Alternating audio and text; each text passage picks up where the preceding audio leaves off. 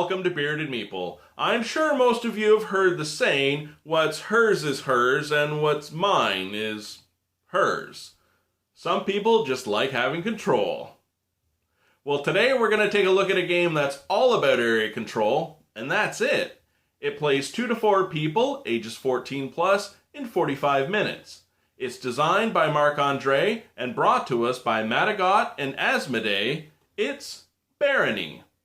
Let's take a look at it. In the game, each player will receive a player aid that will explain the 6 different actions that you can take.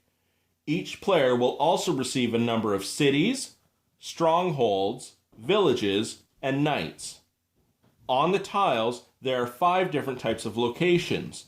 These locations will get you points during the game and at the end of the game. As you move across the scoreboard, the first player to reach the Duke level will trigger game end. The winner will be crowned king. You deal 9 tiles to each player and you construct your board. When it comes to the terrain, in a mountain, if 1 pawn is placed there, it's enough to keep another player from entering. No city can be built or placed in a forest, and a lake cannot be crossed or occupied by any pawns in the game. Plains and fields are the most prosperous territories. When it comes to cities and strongholds, they'll be used as defense and are inaccessible to opposing knights. A knight can be turned into a village or a stronghold. A village may be upgraded to a city. Each player will place 3 cities and 3 knights on the board. When you place a city, it's not allowed to be in a lake, on a forest, and no city can be placed in the same tile as another city or adjacent to a city. Let's take a look at the 6 different actions in the game. As you play the game, the first action is recruitment. You can recruit 2 knights onto a city tile.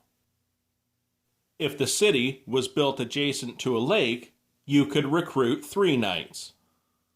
The second action is movement. You may move 1 or 2 knights onto an adjacent tile, but there are restrictions. A knight cannot move to the following spaces: a lake, a space with an opponent's city or stronghold, a space containing at least 2 pawns belonging to the same opponent, or a mountain space with an opponent's pawn on it. The third action is construction.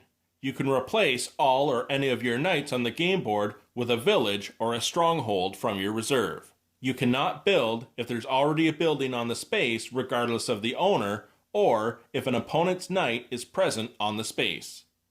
The fourth action is constructing a city. You can turn a village into a city as long as it's not on a forest or adjacent to another city. You can also not build a city if an opponent's knight is present.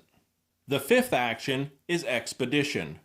Normally knights will only come from a city, but if you take 2 knights from your reserve and remove 1 from the game, you are then able to place a knight from the edge of the game board where you choose. You cannot place the knight in a lake or a space containing another pawn, knight or building, regardless of the owner. By battling other knights and constructing buildings during the game, you will receive tiles based on that terrain type.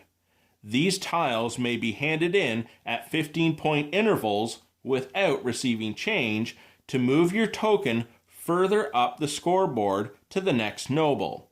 The first player that reaches the Duke will trigger game end.